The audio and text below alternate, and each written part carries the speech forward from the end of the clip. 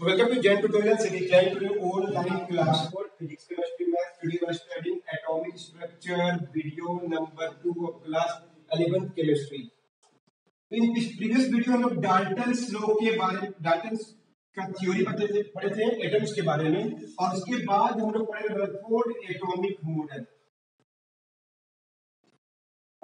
हम लोग क्या क्या बता दें इसके बारे में. उसने क्या किया था, गोल्ड फॉइल पर पिछला वीडियो देखे, उसके आगे कंटिन्यू कर रहे हैं. अल्फा पार्टिकल फेंका तो ज्यादातर एटम में उसने क्या देखा कि most of the alpha particles passed without deviation. The particles which are say close to center will deviate from the path. Third क्या देखा हम लोग कि सेंटर से जो गया था वापस लौट गया. बहुत फ्यू, वेरी फ्यू. अगर 20,000 है तो 19,600 का रेशियो. ये अगर 20,000 है तो ये 10 का रेशियो, और ये 1 है तो ये 20,000 का रेशियो. इतना कम रेशियो में पार्टिकल्स लौटा है, खास बात है. और जितना मोटा चद्दर लिया गोल्ड फॉइल का उतना ज्यादा बिखराव पाया. इतना दूर हम लोग डिस्कस कर चुके थे. तो चलिए आज इसका कंक्लूजन, इसका डिफेक्ट्स के बारे में पढ़ेंगे. एकदम छोटा छोटा क्वेश्चन आता है, अंदर से क्वेश्चन लगा आराम से लिख पाएंगे आंसर. तो first conclusion, what is first conclusion, most of the alpha rays pass हो गया विदाउट डेविएशन. इसका मतलब क्या हुआ कि most of the space of atom is empty. खाली, जब खाली तभी आराम से पास हो जाएगा बिना किसी रुकावट किए पार हो गया. तो ये फर्स्ट से हम लोग क्या कंक्लूजन निकला कि most of the space of atom के अंदर का जो स्पेस है इज क्या है, एम्प्टी. किस जाने, क्योंकि मोस्ट ऑफ द अल्फा रे जाके बिना कोई बिखराव हुए सीधे जाके निकल गया उनसे, और ये पार्टिकल विदाउट डेविएशन आगे पहुंच गया. इसका मतलब इनको रोकने वाला कोई नहीं था. Space of the atom is empty. Second बात क्या देखेंगे,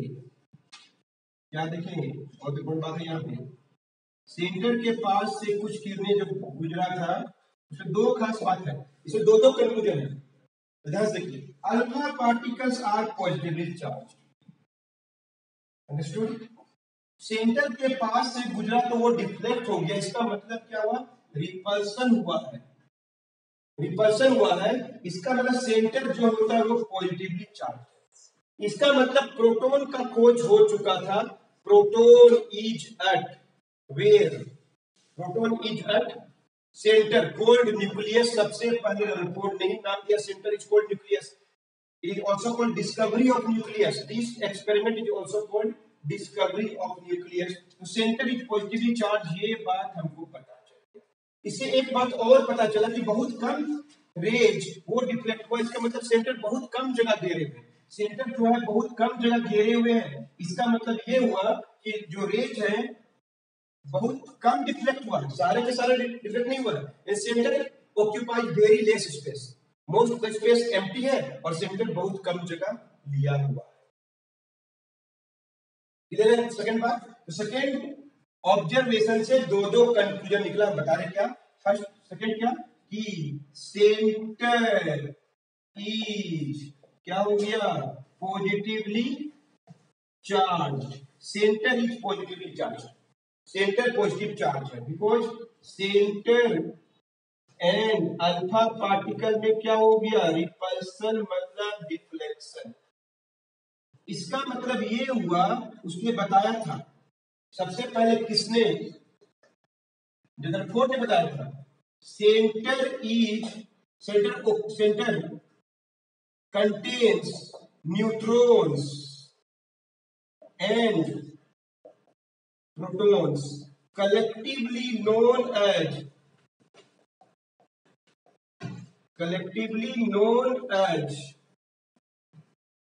न्यूक्लियॉन्स. उसी ने सबसे पहले न्यूक्लियॉन वर्ड यूज किया. न्यूट्रॉन और प्रोटॉन उसने बताया कि कहां पे मोस्ट स्पेस खाली है. तो जो उसके फंडामेंटल पार्टिकल्स थे ये सब खोज हो चुका था before Rutherford atomic model. Alpha beta sorry electron proton neutron में प्रोटॉन और न्यूट्रॉन का स्थान उसने सेंटर में बताया जो सही था। Center is positively charge, center contains neutrons and protons collectively known as nucleons, center is also known as, क्या नाम दिया उसने, न्यूक्लियस। सबसे पहले न्यूक्लियस वर्ड कौन यूज किया था, Rutherford. So this experiment is also called discovery of nucleus. इतना बात समझ में आ रहा है, प्रोटॉन और न्यूट्रॉन कहां होते हैं, सबसे पहले रदरफोर्ड ने बताया था अर्थ सेंटर में होते हैं, centre is called nucleus. And nucleus में रहने वाले पार्टिकल्स कौन कौन है, न्यूट्रॉन्स एंड प्रोटॉन्स, वो सब कलेक्टिवली क्या कहलाते हैं, न्यूक्लियॉन्स कहलाता है। अंडरस्टूड। एक बात और पता चला क्या, सेकेंड ऑब्जर्वेशन से एक बात और बोल सकते हैं हम लोग कि सेंटर ऑक्यूपाइज वेरी लिटिल, बहुत कम space in comparison to size of atom. Center called nucleus occupy very little space in comparison to the size of atom. Atom के अपेक्षा एटम से तो ज्यादातर किरणें निकल के ज्यादातर अल्फा रेंज पार हो गई, कुछ ही बचा वो सेंटर से डिफ्लेक्ट हो जाए। सेंटर बहुत कम स्थान लेता है, यानी सेंटर का बहुत कम स्पेस लिया है विद रिस्पेक्ट टू, अगर ये एटम है तो ये सेंटर, और वहीं पर न्यूट्रॉन और प्रोटॉन है और उसी का नाम न्यूक्लियॉन्स है कलेक्टिवली। ये बात को सबसे पहले रदरफोर्ड ने बताया। Is it clear? नोट करिए और बता रहे हैं, दो बात बता दिए। तो दो सेकेंड ऑब्जर्वेशन से हम लोग क्या क्या बता दिए। अब आइए नेक्स्ट थर्ड ऑब्जर्वेशन से क्या बता रहे हैं, क्या देखा, इससे एक ही पार्टिकल लौटा, यानी सेंटर ऑक्यूपाई वेरी स्पेस, तो इसका मतलब ये हुआ कि सेंटर का जो स्थान है वो बहुत कम है, न्यूट्रॉन और प्रोटॉन बहुत कम स्थान घेरते हैं, ये भी पता चल गया। यहां से रिफ्लेक्शन हुआ, डिफ्लेक्शन हुआ, वापस लौट गया, पूरी तरह से लौट गया, इसका मतलब प्रोटॉन और न्यूट्रॉन एकदम जकड़े हुए हैं, ऐसे ऐसे बिखरे हुए नहीं है। अगर ऐसे बिखरे हुए होते तो बहुत सा पार्टिकल क्या होता, वापस लौटता। अगर बहुत कम पार्टिकल लौटा है, इसका मतलब ये हुआ कि न्यूट्रॉन और प्रोटॉन एकदम मतलब एकदम जकड़े हुए हैं और बहुत कम स्थान लेते हैं। एटम में न्यूक्लियस का स्थान बहुत कम है, न्यूक्लियस में भी न्यूट्रॉन और प्रोटॉन बहुत कम स्थान है। इसका मतलब ये हुआ, तो ऐसा बोल सकते हैं कि nucleons occupies very less space in comparison to size of, nucleus भी बोलिए या एटम, एटम या न्यूक्लियस की अपेक्षा न्यूट्रॉन और प्रोटॉन और भी कम स्थान, इससे ये पता चलता है। इधर है, इतना बात आपको पता चल गया, सारा बात जो उसने बताया था वही बताना है। अब उसके बाद भी बहुत सा डिस्कवरी हुआ, पहले से आप जानते हो, उसको मिक्स नहीं करना है। बोर्ड ने जो बताया आपको एकदम अच्छा से बता दिया, इतना ही बात बताया था उसने। अगर पूछेगा डिफेक्ट्स क्या है, defects of Rutherford atomic model, इसका डिफेक्ट क्या है, तो इसमें दो सबसे मेन डिफेक्ट है। उसने इलेक्ट्रॉन के बारे में कुछ भी नहीं बताया, उसने न्यूट्रॉन के बारे में बताया, प्रोटॉन के बारे में बताया, न्यूक्लियस के बारे में बताया, एटम का साइज के बारे में बताया, लेकिन एक बार भी इलेक्ट्रॉन वर्ड को यूज नहीं किया। खोज हो चुका था, है ना, जॉनसन सुने, सॉरी थॉमसन सुने, उसने खोज किया था, जे थॉमसन सुने होगा, तो उसने खोज किया था इलेक्ट्रॉन का, लेकिन उसने इसको चर्चा में शामिल नहीं किया। तो ही did not give idea or information about what, electrons, electrons के बारे में उसने कुछ भी नहीं बताया। हो चुका था खोज, लेकिन बाद के एक्सपेरिमेंट से पता चला कि इलेक्ट्रॉन कहाँ होते, क्या होते, सबसे मेन पार्ट तो इलेक्ट्रॉन ही होते हैं, और लेकिन उसे डिस्कस नहीं किया। और दूसरा बात, अकॉर्डिंग टू रदरफोर्ड सेंटर को ही न्यूक्लियस बोलते हैं, लेकिन मतलब उसका मतलब सेंटर ही न्यूक्लियस है, वो स्टेबल है, मतलब सेंटर तो फिक्स है, न्यूक्लियस भी वहां है, स्टेबल है। जो गलती हुआ बाद का डिस्कवरी से ये पता चला कि न्यूक्लियस का भी स्थान बदलता है, उनका भी साइज छोटा बड़ा होता है यूरेनियम थोरियम सब एलिमेंट्स में। तो ये भी पूरी तरह से सही नहीं था, बाद में गलत प्रूव हो गया। ये दो बड़ा कमी है। According to Rutherford, nucleus is what? Stable. According to Rutherford, nucleus is stable, which is not true for many of elements like uranium, thorium, etc. Centre occupies, centre में क्या है?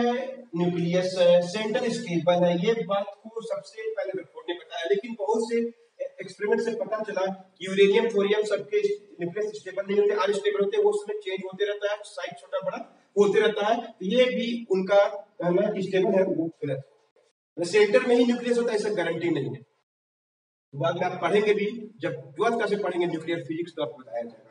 ये टॉपिक को आप 12th क्लास से physics के respect में पढ़िएगा तो आपका पूरा जो समझे हैं सुने हैं वो पूरी तरह से महसूस भी कर पाएंगे। ये था रदरफोर्ड एटॉमिक मॉडल, सारा बात बता दिए। इनमें से छोटा छोटा क्वेश्चन पूछेगा, आप अच्छा से वीडियो देख के सुने होंगे और नोट किए होंगे तो पक्का समझ में आएगा। तो चलिए बताते हैं इसका आगे, तो नोट कर लीजिए। नेक्स्ट है प्लैंक्स क्वांटम थ्योरी। रदरफोर्ड के बारे में सब कुछ बता दिए, कोई टीचर कुछ भी क्वेश्चन पूछे उन्हीं में आंसर है। इट्स ऑल अबाउट कितना अच्छा से आप वीडियो को देखे हैं, समझे हैं। तो चलिए पढ़ते हैं नेक्स्ट प्लैंक्स क्वांटम थ्योरी। क्यों पढ़ते हैं आगे आपको खुद ही पता चल जाएगा। कोई बॉडी, एक होता है ब्लैक बॉडी, बताइए क्या होता है, फिजिक्स में पढ़िएगा अच्छा से, थोड़ा सा बता रहे हैं। कोई बॉडी से अगर रे पास करता है तो क्या करे, उससे क्रॉस भी कर जाता है, रिफ्लेक्ट भी करता है, कुछ अंदर भी रह जाता है। सनलाइट पड़ रहा है किसी बॉडी के ऊपर तो बहुत सा सनलाइट वापस चल जाता है, लौट जाता है, रिफ्लेक्शन, कुछ एब्जॉर्ब हो जाता है, कुछ ट्रांसमिट हो जाता है। ट्रांसमिट भी हो सकता है, लौट भी सकता है, एब्जॉर्ब भी हो सकता है। तो कोई बॉडी अगर सारा का सारा वेव्स को, सनलाइट को या रेडिएशन को अपने में एब्जॉर्ब कर ले, ना ही रिफ्लेक्ट करे ना ही ट्रांसमिट करे, तो जो भी रेडिएशन या सनलाइट या वेव्स उसके अंदर पड़ा है वो उसके अंदर जमा हो जाएगा, और ऐसा बॉडी को हम बोलते हैं क्या? Black body.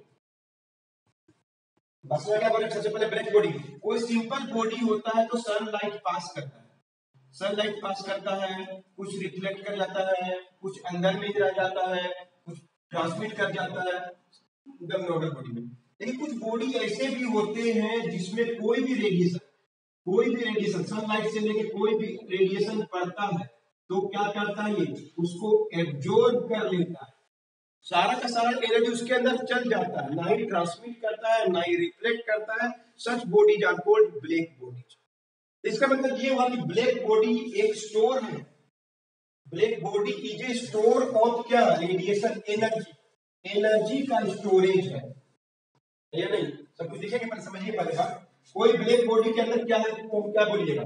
ब्लैक इसलिए बोलते हैं ना कि अगर सनलाइट के बारे में बात कर रहे हैं, अगर सनलाइट सब उसके अंदर घुस गया है तो हम लोग को दिखाई नहीं देगा वो बॉडी। नाम ब्लैक होल्स भी सुने होंगे, उसे ब्लैक बॉडी भी होता है, नेचुरल प्राप्त भी कर सकते हैं, जो भी बना भी सकते हैं इनको कलेक्ट करके। तो जो भी ब्लैक बॉडी अगर कोई है तो उसके अंदर क्या जमा है?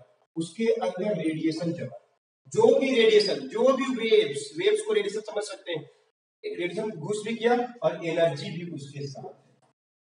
Black body is the storage of what? Radiation, और उसका एनर्जी जमा है। अंडरस्टूड? ये बात क्लियर हो गया? ये सब पूरा फिजिक्स का टर्म लोग बाद में पढ़िएगा फिजिक्स में, जब हीट चैप्टर पढ़िएगा तो वहां पढ़िएगा ट्रांसमिशन ऑफ हीट। तो अब देखिए ब्लैक बॉडी को अगर हीट करेंगे तो ये मैक्सवेल प्लैंक, साइंटिस्ट का नाम मैक्सवेल प्लैंक, उसने क्या बताया था? ध्यान सुनिए, इसका फिजिक्स ही है ये, लेकिन केमिस्ट्री में इस टर्म को यूज होता है इसलिए बताया गया। अगर कोई ब्लैक बॉडी को हीट करेंगे तो क्या होगा? ब्लैक बॉडी के अंदर कुछ है, मालूम है क्या है? रेडिएशन जमा है, उसका एनर्जी जमा है। ब्लैक बॉडी को हीट करिएगा ना, बाहर से हीट करना है ना, हीट कर गर्म कर रहे हैं उसको, तो ध्यान से सुनिए क्या होता है, ये दो तीन बात समझिए। उसने क्या बताया? तो इनसे जो रे अंदर जमा है वो निकलने लगता है। जो भी रेडिएशन इसके अंदर जमा है वो निकलने लगता है। समझिए वेव, समझिए सनलाइट भी रेडिएशन कराता है, वो जमा होने लगता है। पहला बात, when the black bodies are heated, when the black bodies are heated, then the radiation emits out, जो उसके अंदर रेडिएशन था वो emit out हो जाता है, लेकिन एनर्जी नहीं निकल पाता। उसके अंदर जो रेडिएशन के अंदर जो एनर्जी था वो प्रत्येक रेडिएशन अपने साथ एनर्जी लेके आता है। प्रत्येक सनलाइट अपने साथ, प्रत्येक सनलाइट के साथ लाइट आता है, हीट एनर्जी आता है। ऐसा नहीं कि सिर्फ लाइट आ रहा है पीछे से हीट आ रहा है, ऐसा नहीं, लाइट आ रहा है अपने साथ हीट कैरी करता है, हीट कैरी करता है। वैसे ही तो जब घुसा था इसके अंदर तो मान लीजिए रेडिएशन भी था और एनर्जी था, दोनों घुस गया। लेकिन जब हीट किए तो सिर्फ रेडिएशन हुआ, एनर्जी बाहर नहीं निकला। ये पहला पॉइंट है। What happens when the black body is heated? When the black body is heated the radiation takes place but without energy. अब एनर्जी यहाँ पे जैसे 1 2 3 4 5 6 6 रेडिएशन हो गया, मान लीजिए आपको बताया 6 रेडिएशन हो गया। 6 रेडिएशन तो निकल गया, प्लेन सनलाइट समझ निकल गया, उसके साथ जो एनर्जी स्टोर था 6 लाइट के साथ, 6 को सनलाइट के साथ, वो यहीं पर जमा हो गया, स्मॉल पॉकेट के रूप में जमा हो गया। ये small pocket of energy called quantum. Small pocket of energy जो विदाउट क्या रेडिएशन, उसके अंदर सिर्फ एनर्जी है, लाइट उसका बाहर निकल चुका है, is called quantum. Small pocket of energy is called quantum. बस में आ गया, ये क्वांटम के रूप में जमा हो गया, लाइट निकला लेकिन without energy. Energy small pocket के रूप में जमा होने लगा, small pocket of energy is called quantum बोलते हैं। महसूस कर पा रहे क्या क्या बोल रहे हैं? ब्लैक बॉडी क्या होता है? ब्लैक बॉडी को हीट करने से क्या होता है? रेडिएशन होता है, एनर्जी नहीं होता है, एनर्जी अंदर में ही जमा होने लगता है। स्मॉल एक खास वैल्यू जब प्राप्त करता है तब एक ही बार में निकल जाता है। जब जिससे कोई इसको अगर यहाँ पे 10 जूल होगा तो ही बाहर निकलेगा। मान लीजिए कि हम बता रहे हैं इस ब्लैक बॉडी का 10 जूल अगर यहाँ पे जमा होगा, 1 जूल 2 जूल नहीं निकलेगा। जैसे 10 जूल जमा होगा तो 10 जूल के हिसाब से लाइट निकल जाएगा, 10 जूल का एनर्जी यहाँ बच जाएगा, तब वो एक साथ एक ही बार में निकल जाता है। ऐसा small pocket of energy quantum बोलते हैं।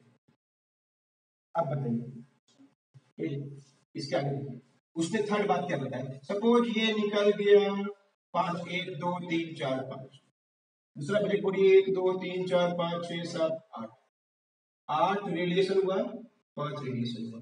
यहाँ पे क्या बनेगा? क्वांटम बनेगा, यहाँ भी क्वांटम बनेगा। ये भी क्या है? ब्लैक बॉडी, और ये भी क्या है? Black body.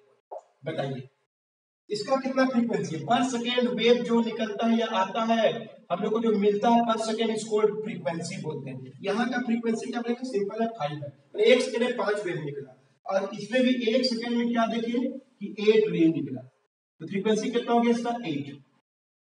1 सेकेंड में कितना वेव्स मिलता है, निकलता है, जो भी हो, पर सेकेंड कितना वेव्स होता है उसको हम लोग बोलते हैं फ्रीक्वेंसी बोलते हैं। इसका फ्रीक्वेंसी 5 है, इसका 8 है। तो बताइए कहां पे किस पॉकेट ऑफ एनर्जी के पास ज्यादा एनर्जी होगा? इसका एनर्जी ज्यादा होगा कि इसका? अगर 5 ही वो वेव निकला है तो इसका 5 ही का वेव का जो एनर्जी जमा होगा। इसका एक क्वांटम में 8 वो फ्रीक्वेंसी है, तो 8 वो वेव का होगा फ्रीक्वेंसी, यानी 5 वेव का फ्रीक्वेंसी का एनर्जी कम होगा 8 फ्रीक्वेंसी वाला का एनर्जी। मतलब इसका क्वांटम में एनर्जी जो होगा वो ज्यादा होगा। इसका quantum small pocket of energy में क्वांटम जो एनर्जी जो होगा वो क्या होगा? लेस होगा। अंडरस्टूड? एक बार समझिए हम क्या बोल रहे हैं, सब लिखेंगे, मत घबराइए। तो थोड़ा बहुत समझ आ गया कि ब्लैक बॉडी किसको बोलते हैं, थोड़ा सा हम लिख दिए हैं। The body which can absorbs, the body which can absorbs, can absorb करता है ऑल द रेडिएशन, जितने भी तरंगें आ रही हैं उनके पास वेव के रूप में, सनलाइट के रूप में, जो भी हो, एंड डू नॉट रिफ्लेक्ट और ट्रांसमिट बैक, और ना ही क्या करे? रिफ्लेक्ट करे या ट्रांसमिट करे, सबको एब्जॉर्ब करे, इसको ब्लैक बॉडी। सारा का सारा को एब्जॉर्ब कर लेगा, ना ही ट्रांसमिट करेगा, ना ही रिफ्लेक्ट करेगा। तो इस बॉडी को क्या बोलेंगे? Black body. यानी हम लोग बोल सकते हैं कि black body is the state of energy radiation. कोई डाउट नहीं है, ब्लैक बॉडी के बारे में थोड़ा सा कल्पना कर पाए हैं। अब आइए, तो प्लैंक्स ने क्या बताया ब्लैक बॉडी के बारे में? ये फिजिक्स का टर्म है ना, हम बता दिया आपको, फिजिक्स में बहुत अच्छे से पढ़िएगा तो और भी डाउट नहीं रहेगा। कोई ब्लैक बॉडी को अगर हीट करने से उसने देखा क्या हुआ? When the black body is heated, then radiation takes place from it without energy. Energy के बिना रेडिएशन हुआ, मतलब रेडिएशन तो हुआ लेकिन एनर्जी यहीं छूट गया, समझ लीजिए। क्लियर है? रेडिएशन हो गया विदाउट एनर्जी, रेडिएशन तो हो गया विदाउट एनर्जी, रेडिएशन तो हो गया विदाउट एनर्जी, यानी ब्लैक बॉडी के अंदर में उनका एनर्जी छूट गया, ऐसे बोलते हैं। द एनर्जी ऑफ रेडिएशन जो बच गया, छूट जो गया, वो पॉकेट के रूप में जमा होने लगा, बंडल के रूप में जमा होने लगा, गोल्ड क्वांटम। अंडरस्टूड? एक बार इस बात को नोट कर लीजिएगा, कितना नोट करके रखिएगा। मिलते हैं नेक्स्ट वीडियो में, इसके आगे और भी बहुत कुछ समझ में आएगा।